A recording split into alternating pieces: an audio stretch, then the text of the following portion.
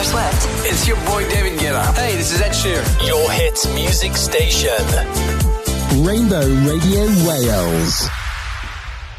Hello, ladies and gentlemen, and welcome to a very special interview with the band known as Yuuf. I'm Ben Charles, the host of the Musical Circle, as always, with all of you. Hopefully, all of you are enjoying yourselves, and we're going to interview these amazing musicians, amazing gentlemen right here. This is Olive Guard, I understand. Hopefully, I got that pronounced. He is the drummer for the band Yuuf, along with Hugo Katu, I believe I pronounced that correctly.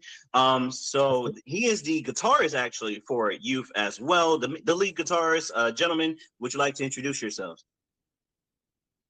Yeah, sure. So as Ben said, so kindly, I am Ollie or Oliver.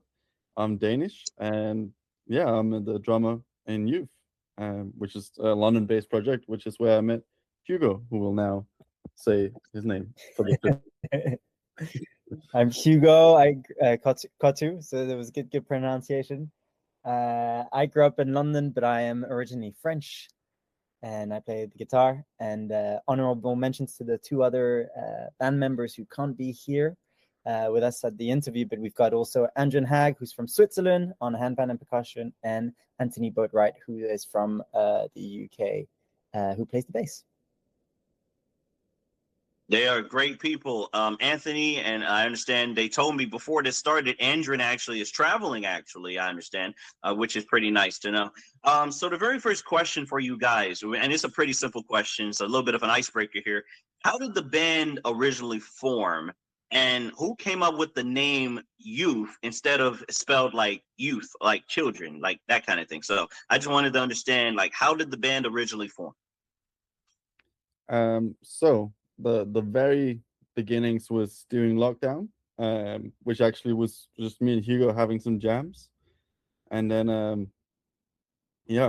then we started from there. But we only really became the band as we are now, maybe like a year later, I'd say, with Andrew and Anthony joining. Was like, now we're proper it, as per the name Yuuf. Actually, I came up with it. I wrote it down in my notes. I have like many words that I just like. Sometimes I just write them down. I don't know where it came from. It never to me necessarily meant youth, even though it sounds like the word youth. So I actually never heard that interpretation you just came, which is cool, that it's like a child writing the word youth, or like that's how it's pronounced. Maybe I'll steal that and say that that's how I wrote it. But no, it was not originally that. But I'm glad it's a open to interpretation word that has no inherent meaning, which I like, because then you can put to it whatever you wish. That's pretty good. Go ahead, Hugo. Sorry, I didn't mean to cut you off. Go ahead. I was gonna say Ollie likes to create words, and he's got like notes of words he's created, and Yuuf was one of them. And one day we were in our rehearsal space, and he looked at me while I was trying to play some weird riffs on guitar, and he was like, "This band is going to be called Yuuf." And then I was like, "Okay, cool." I thought he was going to go back and become a lawyer, so I was like, "Yeah, sure, whatever." That moment is actually on a recording. Like, we have a voice note recording of that, and then found out later that, obviously, as Hugo just said, I was meant to go back and study law because it was lockdown, so no music was happening. He just was like, whatever, it's never going to happen. Didn't take it seriously. So we just kind of did some pretty bad jams after that, and then now we're here. I don't know about bad jams, really, to be honest with y'all. So we're talking about like 2021 when you guys were like forming, I assume. This was around that time, or was it a different time? Was it before that? The two of us, yeah. Or Ollie, were we jamming in 2020 maybe already? But probably 2021. Maybe 2021, yeah. But all the four of us have known each other for years before that and studied together in London. So we've all been playing different music and each other's projects years before Yuuf became a thing. So we've been playing together. I mean, I think Hugo and Anthony probably the longest, been playing together since like 2017, which is like 6 years before Anthony joined or was part of the formation of Yuuf as it is now. Yeah, and the four of us, the first time the four of us really got to play together was in 2022, in April, if I remember well. Oh, that's good. That's really good. So 2022 was when it really started to really come together, and then y'all made your first single, "Good Days Ahead," if I'm not mistaken, right? And was that later? So actually, Yeah, it was the later. Good Days Ahead, nice catch. Good Days Ahead is the first single we ever released, but that was when the band was just Ollie and I, and that was before the four of us had ever jammed together.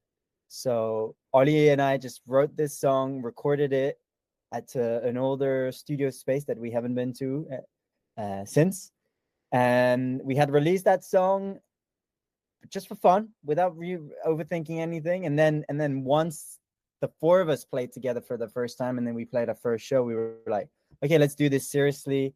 And I believe it was in 2023 where we wrote and recorded our first EP in the sun in this studio that is behind me right now. And yeah, it was a bit of a slow process back then because we were trying to find the hours to just hang out. So we'd get 2 hours here and there every 2 weeks, and just try to write for 2 hours, and then same for the recording process, basically.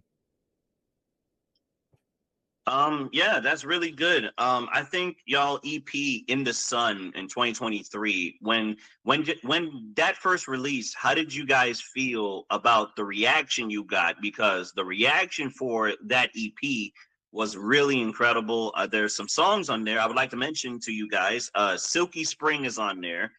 "Calzaghe" is one of them.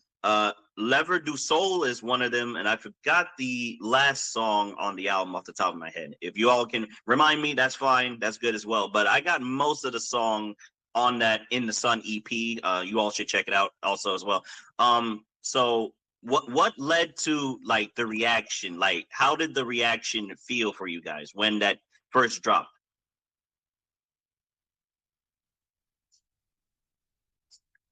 Anyone of y'all? I'll go. So obviously, whereas Good Days Ahead, we had no expectation. In the Sun, the whole EP with Silky Spring being the first single, in like February 2024, if I remember well, we were hoping for something to happen, anything, just a bit of attraction, because we were really pleased with our music. And luckily enough, we got picked up from day one by some, yeah, exactly, and on Instagram, and we were like the first song that he put on his reel, because he has like every Friday like new discovery weekly songs, and so his reel opened up with Silky Spring, and then he put it on top of his playlist as well. And but at that time he already had like a couple of hundreds of thousands of followers on Instagram, so instantly that just helped us just build a following. And we also had some amazing support from a local radio in London, BBC Radio 6, and that was a lot of it was done through our good friends at Brain Mowers, who helped us basically promote the EP back then. Yeah. And that was like the initial sort of single thing, and then after the EP came out, everything was going like pretty good, and we were very happy. And then we did the live session live in Surrey Hills, and then I think that's when like the switch really happened. Like, we could see in the first like few days it just started going up, and we were like, okay, this is a level of attention we've never had before, and it definitely sort of kickstarted a lot of where we are now. Like, I think that video really was a big moment for us, which is cool. Yeah, I think so too. I think when that Force video dropped, when it released, I realized, I was like, these guys are going to be amazing. I got to ask this for everybody here listening in this interview, which I hope all of you are enjoying, by the way. How the hell did this happen? That's the best question I have, because there's no way the Force, like, how did this come about? Like, what led to the idea? Like, who gave the actual green light for this Forest live session? Like, you're by trees and you're by bushes and all kinds of stuff, and I'm like, how are y'all doing this? Go ahead. I mean, this is where we have to give a massive shout out to our director of this video and the other two we did, Tommy Bank. I had been a fan of his work for a long time, and the four of us had talked that we want to record stuff in nature. We actually had already done it before, but with footage as it was never released. But so we already knew that that was something that we had, a concept we had tried, that we enjoyed, and we just wanted to take it to the next level. And we approached Tom, who's a very busy guy, a very talented guy. And, you know, we obviously had very little budget, and we pitched him the idea, and he was like, look, just because I like the music, we'll make it happen. So he's a real legend. And he basically, we just said, we want to play our EP in the forest. And he was like, cool, I'm going to handle everything. So he handled all the logistics. He found the spot. He did the location scouting, talked to the local people who are taking care of the forest to get the authorization to film there. And then we were just incredibly lucky with the weather. It was an absolutely gorgeous day, and it wasn't too warm as well. So yeah, everything about that day just flowed incredibly well. It's one of those moments that is just magical, you know, and you don't realize it during the moment, but looking back at it, you're like, you know, we've done other live sessions and everything, and it was just, everything flowed perfectly that day. So yeah, it was kind of a line in the start to have this beautiful video. But yeah, a lot of the credit is to Tom Ebank. My God, man! Shout out to Tom Eubank, because that was amazing. You guys did a Mount Sava live session as well. You guys did a video there. Did the process, was it the same, or was it entirely different for that video? So yeah, we did one for Almas Cove and Mount Sava, both of them in Crete, and actually pretty much the same, to be honest. We had an idea of the worlds we wanted to portray. We wanted the mountain desert vibe, and we wanted the more jungle green thing. And we told that to Tom, and we were like, we want to do those two within like 1 week in one place. Where should we go? And then he was like, Crete. And then he just went there, found the places, talked to the local people, made sure everything was, you know, above board. We wasn't disturbing anyone, and everything was good. And then yeah, he made it happen. Again, like I think we do the music very well, and he does the visual art and direction incredibly well, truly. I think so too. I think you guys like pretty much nailed it with those live sessions. If you all have not checked it out, it's on YouTube as well. So I want to give you all a little bit of context behind this, because like these are soundscapes and everything, which are pretty amazing, really, to look at, and they're really cool to look at too. And I got another question for you guys. How do you guys deal with international audiences? I understand you guys recently were in China and Japan touring, and also you guys were also in a couple of other places in North America as well, which you all will be heading back to North America next month, I understand. And I think tomorrow you guys will be performing in Brighton, I believe, in England, I understand, right? Which I pretty much got everything down. But how do you guys deal with international audiences? It's funny, right? Like, because as you just mentioned, we've just come back from China, and we've done a lot of North America, we've done a lot of Europe, and there's so much different stuff to enjoy about different audiences and the vibes that they have. Like, it's all of them are great. Like, there's no audience that are not great. They're just so different. Like the audience in China, you can tell that they have like they really want to consume very attentively, and they want to make sure that they don't, for instance, clap in the wrong places or anything. And then you go to America, and everyone wants to consume but also partake, so they're way more likely to dance or maybe shout or interact with you on stage. It's like a different energy, and both of those are amazing in their own right. Yeah, I think that's kind of how I feel about them. It's always fun exploring new sort of crowd feelings, you know?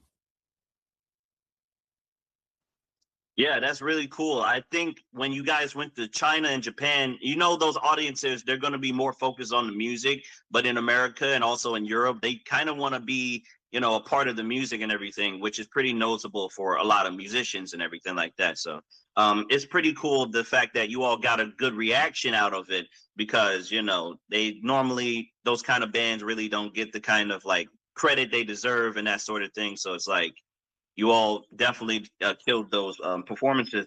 I have another question also involving y'all creative process. So I understand you all have a monthly rotation as a part of your your monthly, like basically you all pick out songs from your your rotation, like each of you differently pick out a song. So how did that come about, and what is the process behind making not only music but also making different kinds of like jam sessions and that sort of thing? So like, what kind of music do you all play, and how did this come about?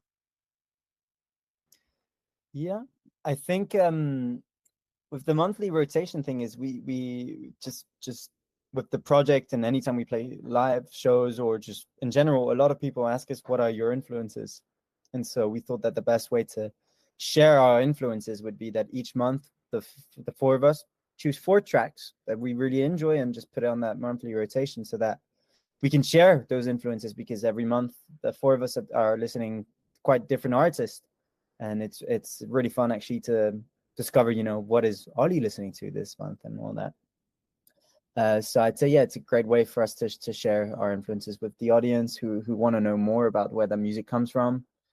And then as far as the creative process, it's always different from song to song. Sometimes Ollie will come to the rehearsal room and be like, yeah, I've been working on this drum beat, let's try to write a song. That's how like Ork and Bloom started, for example. In Mount Sava, sometimes Anthony will come in with a bass riff.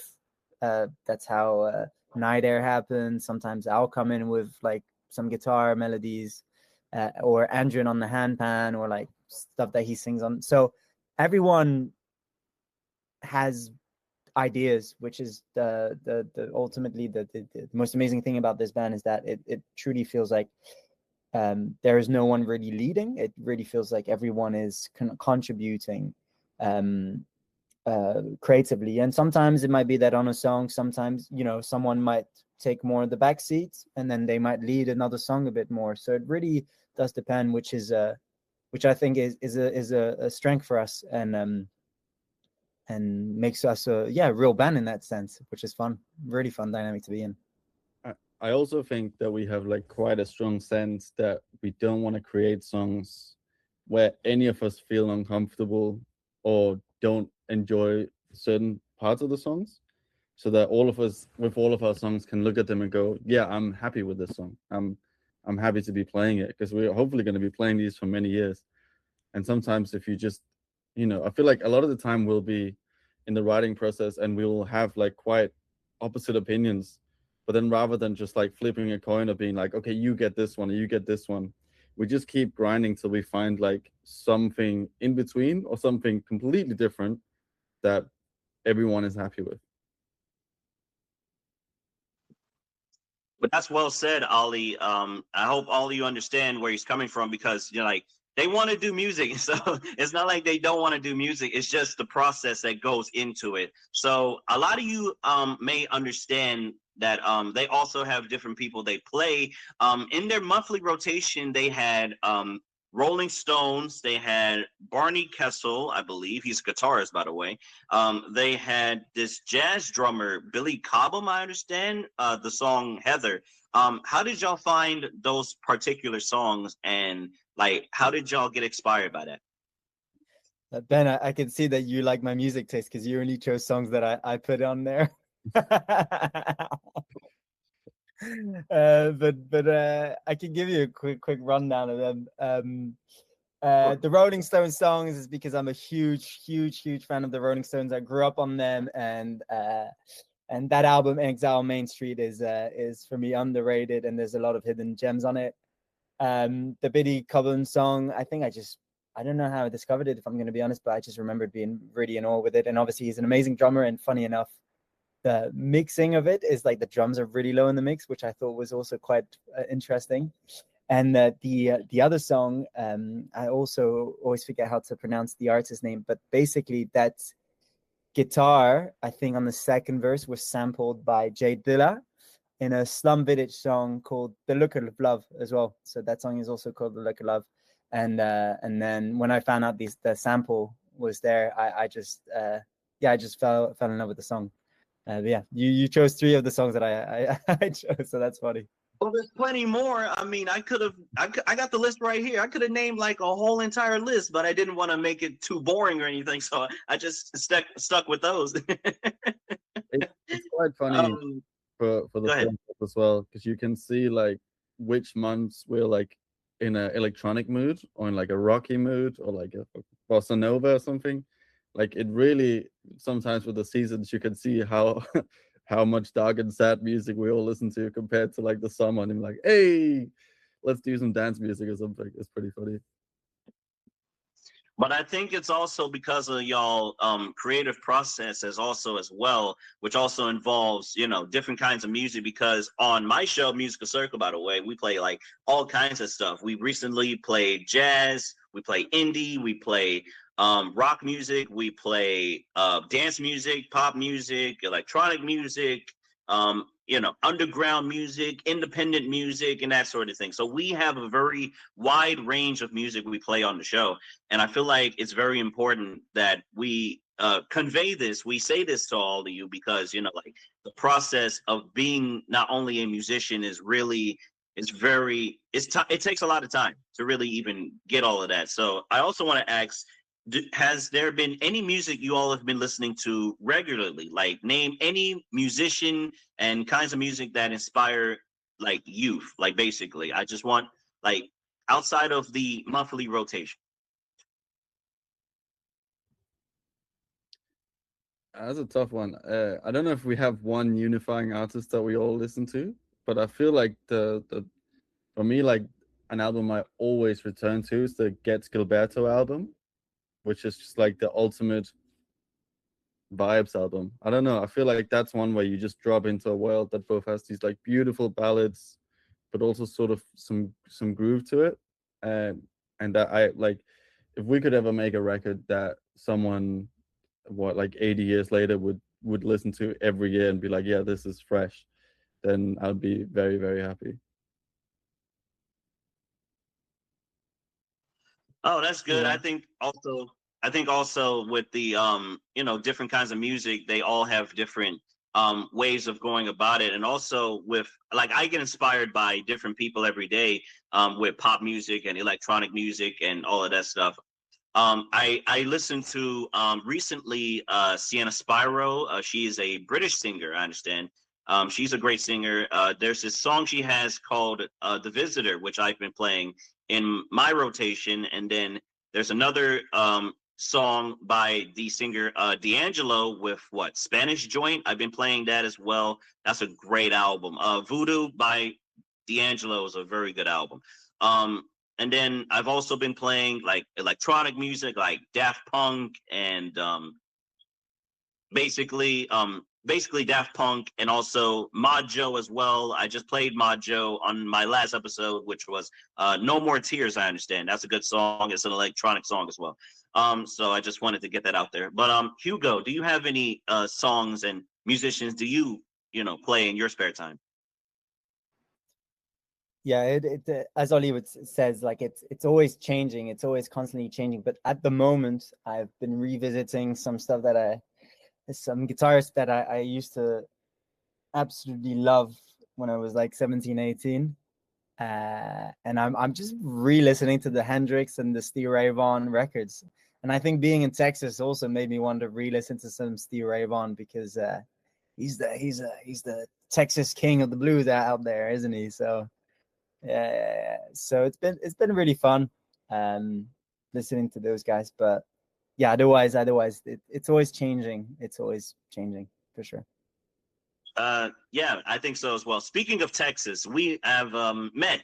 The state of Texas is in the United States, for those of you wondering. So we met over there. How did you guys feel when y'all met me? Because I was nervous when I first met y'all. Like when I saw y'all in person, I was so nervous. I swear on everything I own. Like I literally had like goosebumps like coming up my arms. I was trying not to be like so much of a fan, but at the same time, like I couldn't help myself in a way, like in a way. So I just want to know, how did you guys feel when you all met me, and just go from there.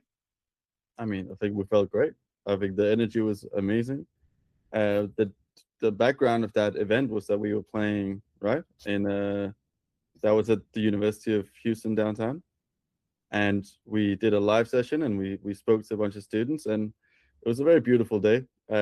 Big shout out to Spencer from University of Houston downtown uh, for making that happen. It was great, and yeah, I think they're the greatest the overall word for that. I remember Ben, because we properly met after we played the show, but during the show, I remember just watching you in the crowd. You were like, yeah, and you were loving it, and I was feeding off from that energy. I was like, this guy is cool. I like him a lot. And then it was really fun to hang out afterwards and talk and about music and stuff. I remember it was a really fun time to hang out. Yeah, it really was. So you guys played on that live session. You all played the song Alma's Cove, I understand, which is one of your most popular songs at the moment. It has like 2 million streams on Spotify, nearly close to 2 million streams on Spotify. I'd like to correct myself. And then there's YouTube as well. There's a lot of plays over there on YouTube Music as well. So a lot of you really like their music and everything. So I want to know, how did you guys know Alma's Cove was going to really make things easier for you guys, and how did it make it like into the algorithm per se? Like how did it get popular, to make a long story short? It's magic. No one knows. That's the honest answer. Is you can do your best, you can hope and pray, but honestly, yeah, do your best and then put it out there. Hopefully, if you resonate with your own music, I think it's likely that other people will too.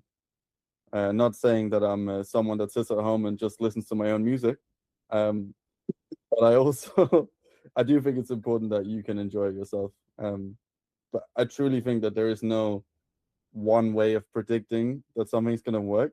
Like right now, I think it's interesting looking at the band from Canada, Enchaîne de Poitrine, who did like a KEXP session doing it's a duo doing math rock metal, and it's just exploded in popularity.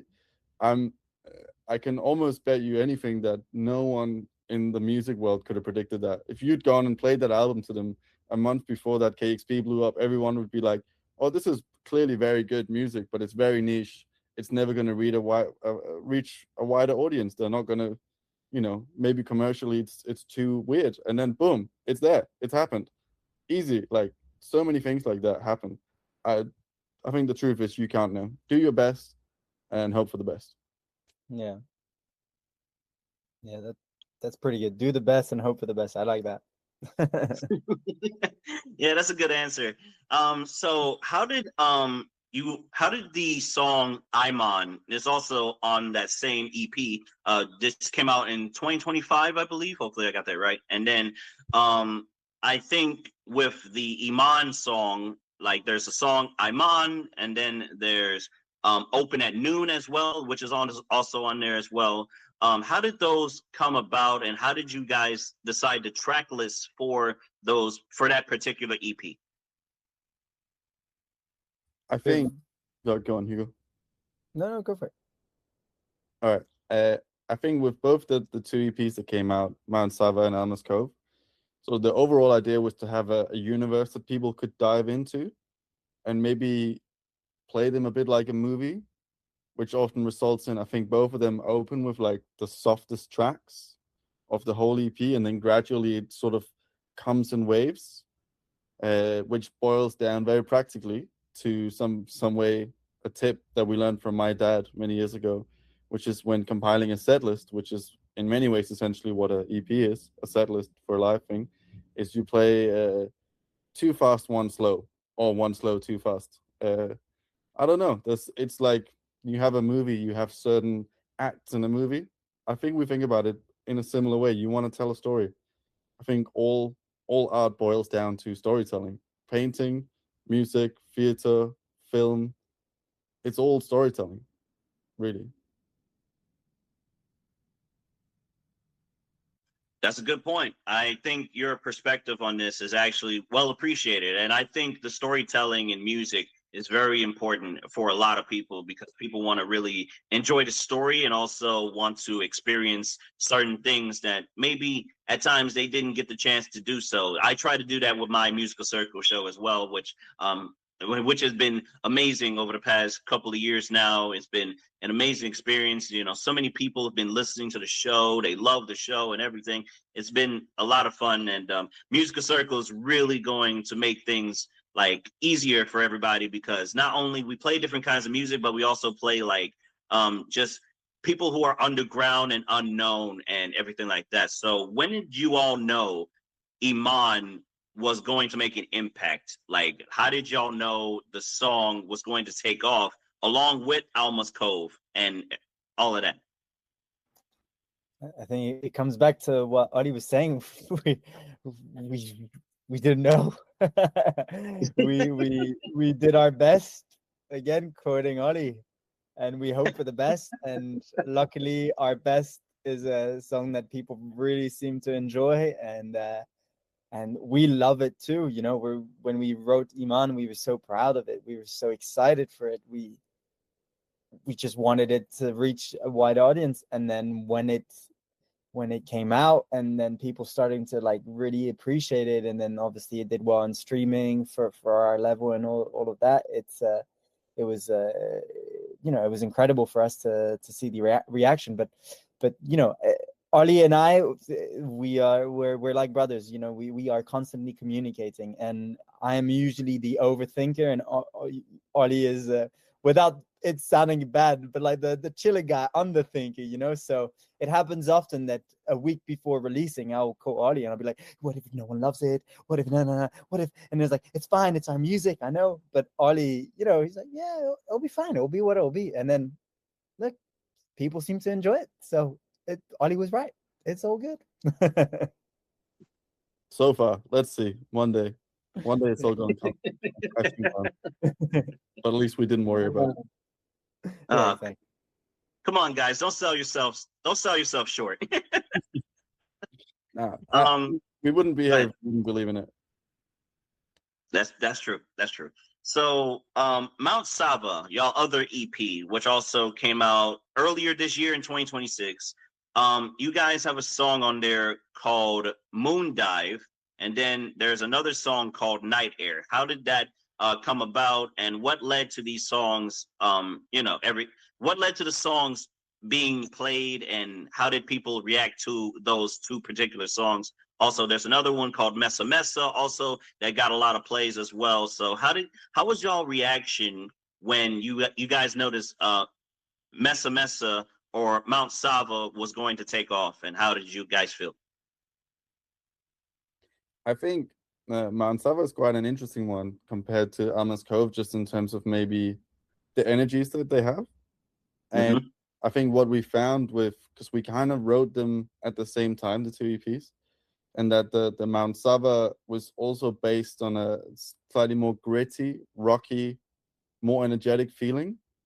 And I think, again, it's like with Mesa Mesa, we just found out that it was really fun playing something that was way heavier, maybe, than what we'd done up until then. And having that audience interaction that's kind of like, yeah, you know, it's gonna go down now, you know, which is it's pretty fun. Again, it's hard to tell at any point when something is gonna quote unquote go off, but like we're happy with where it is and where it's going. I don't know. Do you have anything to add to that, Hugo? I'm not sure I answered any questions. Yeah, it's again, you know, when we release a song, do your best, hope for the best. But what's fun with this EP is because we're trying slightly different color palettes. That I believe Moondive, we've only started to tour it this year. Sorry, while most of these songs we've been touring for a while. And for example, playing Moondive to an audience at first, it's a bit daunting because it's a very quiet song, and it really requires the audience to focus on the band and to focus on the music, not speak, which can be a daunting thing to do at a show. But every time we've played it, it seems like people are really connecting to it. sometimes even receiving messages the next day being like Moondai was the best part of the show because they were really able to, I don't know, just maybe forget their voice for a second, which is hopefully what we're able to achieve as a live band, make people forget their problems and enjoy the moments. And Moondai seems to be one of those songs that people can connect to somehow, which is fun. Yeah, I feel like I've connected to it as well with all of the amazing songs. There's a lot of good songs that I can really possibly mention, but I got to ask a very funny question.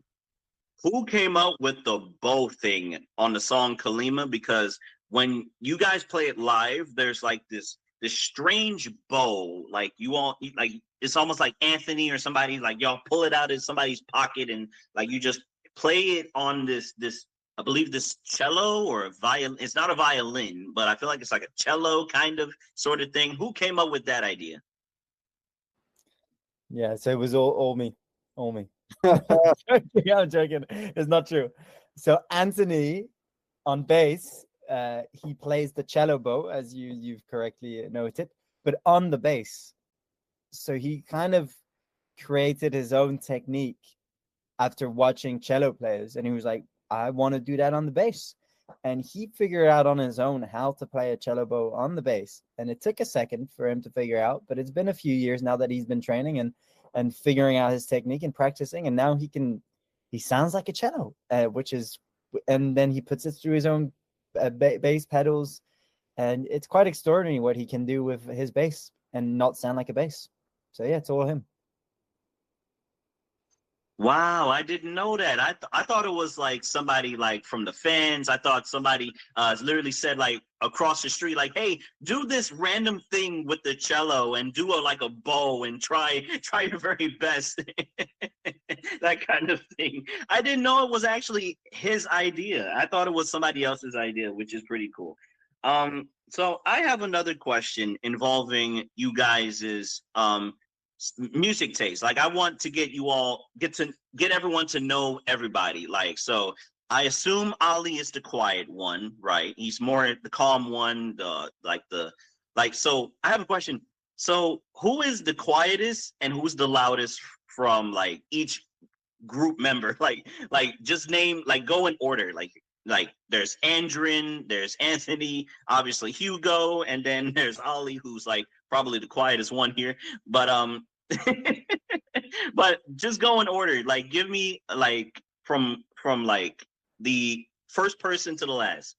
And do you mean like personality wise, like the quietest? Yeah, sure. Okay, well, Hugo, do you wanna try to do that list? Yeah, sure. I think the fact that Ollie and I, I think we are the loudest. For sure. Both of us. Easily. We Wow. Okay. enjoy being loud, which is maybe obnoxious for some people, but that's why our friendship works very well. So we can be loud together. Andrew as well sometimes. I feel like the only one I can say for certain is that Anthony is probably the quietest. That's the only one I can actually place and be 100% sure we'd all agree. I do think in terms of doing silly stuff and being loud, maybe Anthony can compete there as well, actually. I don't know. I feel like none of us are like classic quiet people. I don't know. On stage, I'd say like usually Ollie, Andrin, and I are quite loud. We like to, interact. And Anthony is, I'd say the more likes to be a bit more reserved. But behind closed doors, the four of us, we're very loud people, and we like to make a lot of jokes. And it's constantly just one joke rolling into the other, or one funny situation into the other, which is a good thing. Yeah. Do you have some examples, Hugo? You want to? Go ahead. Go ahead. Tell a story. Just tell a story. Just go ahead. A story? Which story? I don't know. Just tell me any funny situation that just came up out of the blue and you all just had a good time with it. You all have to be appropriate here. So, Exactly. That's why I need to find a good one. Go ahead. Take your time. Just take your time.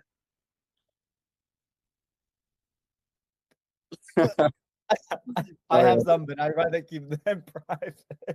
Yeah, the whole It's okay. yeah, All sorry. right, that's Joke fine. was to try and make you uncomfortable, Hugo, and I think it worked. So All that's right, all right, all right. No, no, no. You don't got to tell me. You don't got to tell me. It's fine. It's fine. So I have another question involving the actual future of the band Youth. I understand you all have been trying to put out newer music as well, which you have actually previewed for other people, you know, while touring actually, while you guys were in North America and also in China, in Japan, in Europe as well, in the United Kingdom as well.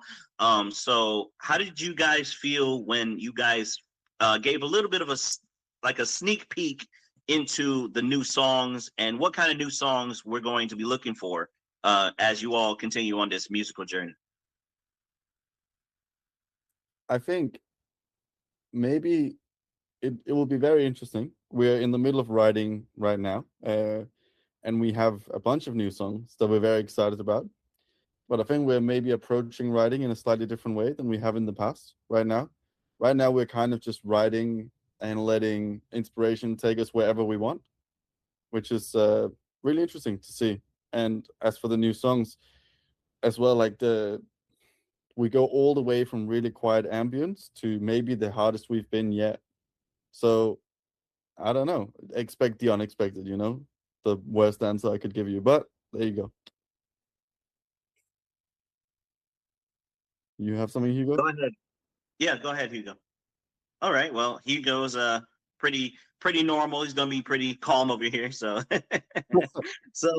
anyway, so what makes you guys unique in a way? Like I understand you all combine indie, rock, a little bit of psychedelic music as well, a little bit of like instrumental, like you guys do everything all combined into one. Like you are like people are thinking, oh, you guys are jazz fusion. Y'all are not jazz fusion. Y'all are entirely different things. So I want to make things clear. So why did you guys feel like these genres all combine into one, and what makes it so special?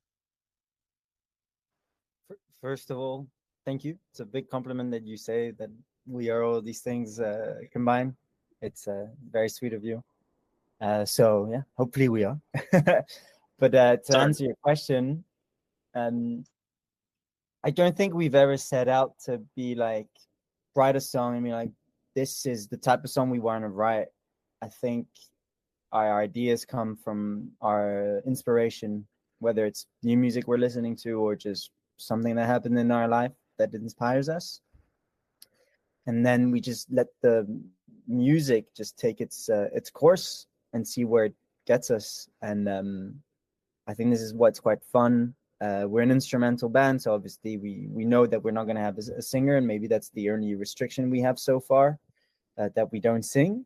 But within that limitation, then we can access so many different palettes of sounds, and yeah, we enjoy so many different types of music that I guess we want to try to make so many different types of music, all within hopefully the same universe. Yeah, don't know if that answers your question properly, but yeah.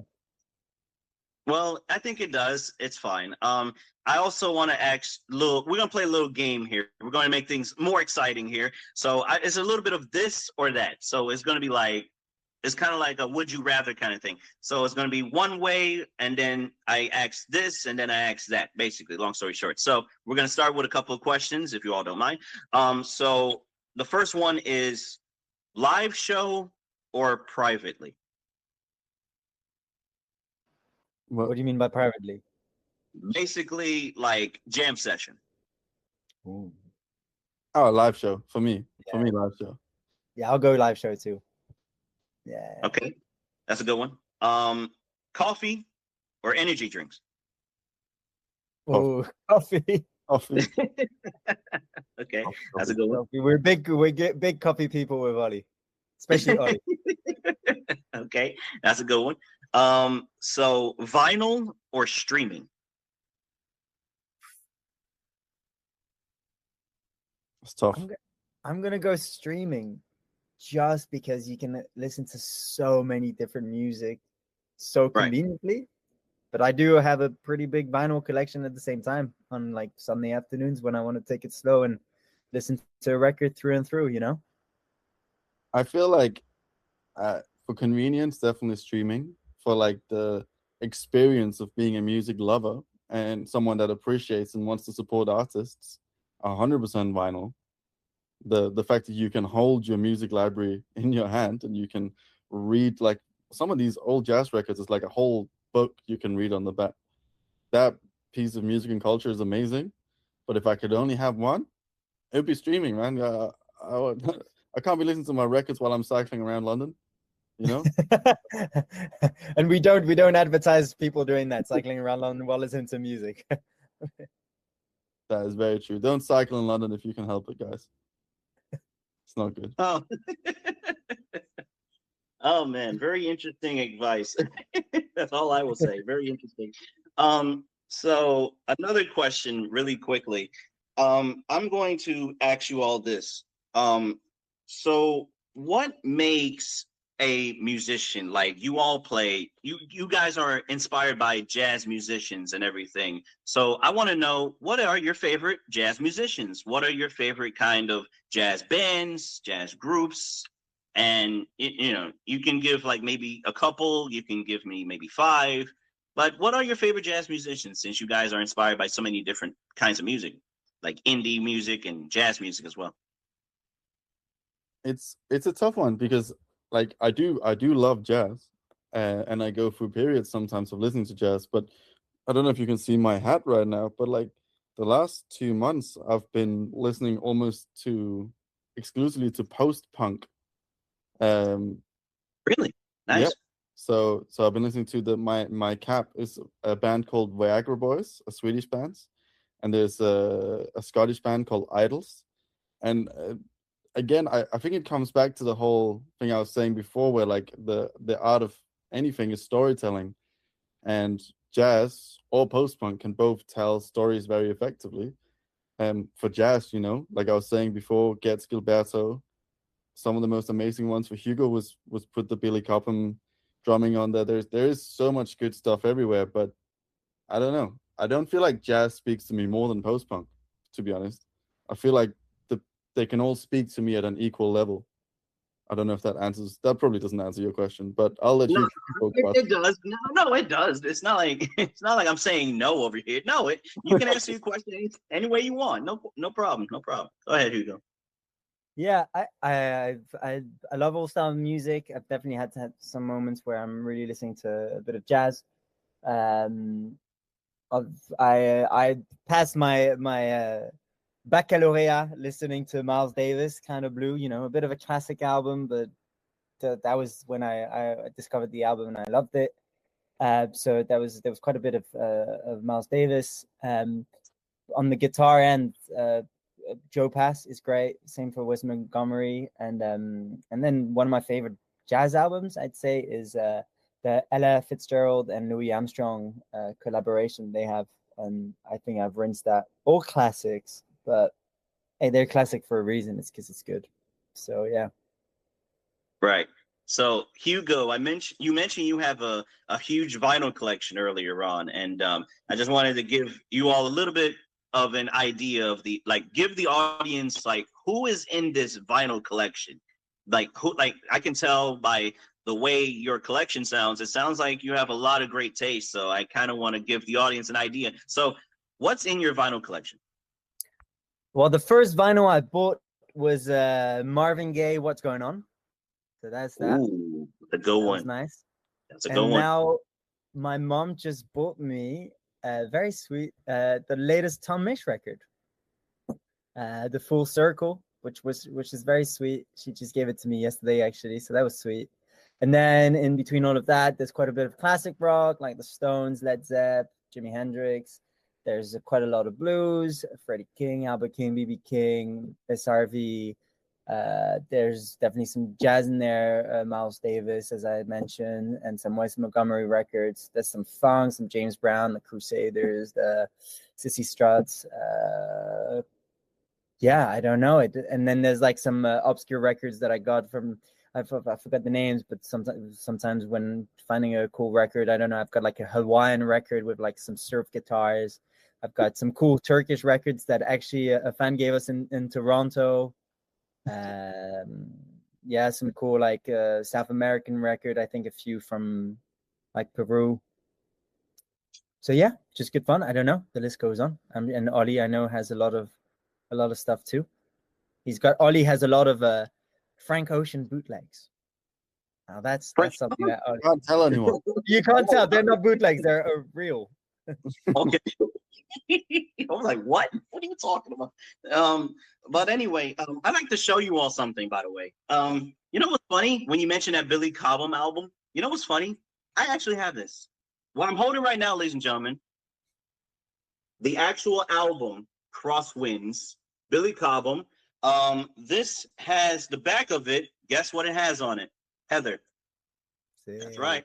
That's where this album is from. That's where the song is from. And I got it. You know how much it cost me? £4. That's how much it cost me. So pretty cheap, steal. but it's a steal. It's great. Nice. I also have another vinyl, which I'm going to hold in my hand right now. It is this album. It's called 4 by Foreigner. A lot of you may not be familiar with Foreigner, but we have played a lot of Foreigner on this show. We've played Waiting for a Girl Like You. We've played Urgent. That's a good one. It's a rock album, but it's Urgent. Girl on the Moon is really good. There's so many good stuff on this. So if you guys haven't checked it out, check it out. So yeah. So I do have a nice little vinyl collection of my own, to be fair. So I have another question, and then we're going to wrap this up here on the Musical Circle, which I hope all of you are enjoying this interview with Yuuf, with Hugo and Ollie. I want to ask you all this. With this new music, like, what is the future goals for Yuuf? Like, how do you guys want to expand, and how will you reach to a bigger audience? We're gonna go into space, and we're gonna construct a big screen, and then we're gonna play live, so everyone on Earth can see it at the same time. Whoa, whoa, whoa, whoa, whoa, whoa, wait, whoa. Wait, you're gonna go into space? That's the plan. Hopefully. He's messing Y'all with gonna you. perform in space? We're going to space. Yeah, we need to find the funding to go to space. If anyone knows. Do you have a friendly neighborhood billionaire? No, but to be real, I think we all want to play to as many people as we can, see as much of the world as we can, and continue making music that we love and share it with the world. I think that's kind of the goal. Just touring, Right. playing some cool festivals.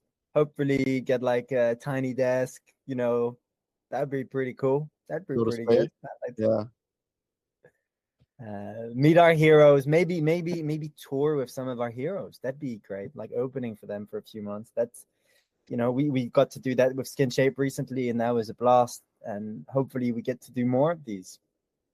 Visit the moon. Yeah, What? I think that's great. I also have a couple of other things as well I would like to ask, but we going to wrap this up.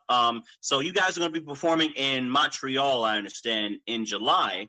And also you guys are in Brighton, England tomorrow. Let them know where you guys can find them. Basically, you all can find them on all social media platforms, X, Instagram, YouTube, and also a pretty good tool as well. You all can find the band Yuuf. You all can find them over there. So let them know. So let everyone know, like, where can they find you guys? So we don't have an X, I think. Pardon me then. That's all right. I think Instagram is our most sort of used channel that we have, and it's Yuuf, YUUF.official. And then YouTube as well is a big community for us, where we love to engage with everyone. Yeah. And our website, yuufband.com, so yuufband.com. You can also through there join our WhatsApp community. which is basically a bunch of people who just want to come and have a chat about music. They go on the WhatsApp community, and we usually respond, do our best to be active there and just talk to whoever wants to talk about music, basically. So yeah, we try to answer anyone who has any type of question. So if you do, don't be shy. Say hi. All right, everyone. Man, this has been a lot of fun doing this interview. This has been amazing. This is Hugo, who is the guitarist on the band Yuuf, and Ali, who's the drummer. Andrin, I believe, is the percussion and pan guy as well. Also, shout out to him. He's not here today, but we wish he was here. And then Anthony, obviously, the other bass player we were talking about earlier, the one with the bow on Kalima. That's him, basically, on the live shows. You all can catch them tomorrow in Brighton, England. Remind me of the place you guys are going to be performing at again tomorrow. It's called Beach House Session. It's like a live session. It's a new YouTube channel that just started, and it's very limited tickets, and it's going to be like a taping. We're just playing a few songs. It's going to look wonderful. They have some really lovely live sessions there. Also, quickly, we're doing 3 dates in the States next month. 7th, we're playing Washington, D.C. 8th, we're playing Burlington. And 9th, we're playing Portland, Maine. Wow. That's very interesting. And you all can catch them, on all streaming platforms as well, on Spotify, YouTube Music, Apple Music, and many other platforms as well. I'd like to give a special thank you to the band Yuuf, Ali, the drummer, and Hugo, the guitar player, and also shout out to Andrin, the percussion, and Anthony on the bass side of things, the bass player on the guitar as well. So shout out to all of those guys who cannot be here today, but it is very fitting that Hugo and Ali were here today, and we were going to wrap up this interview here as a part of the Musical Circle. I'm Ben Charles, the host, and I will see you all next time, Thursday, Musical Circle, episode 115. That will be released to all of you, and hopefully maybe a couple of surprises may be in store. Maybe Yuuf may be playing on that. Maybe different kinds of music may be played. Who knows? We can find out. But anyway, we'll see you all next time, and thank you all for listening to this interview, and we are out of here. Your hits music station. Rainbow Radio Wales.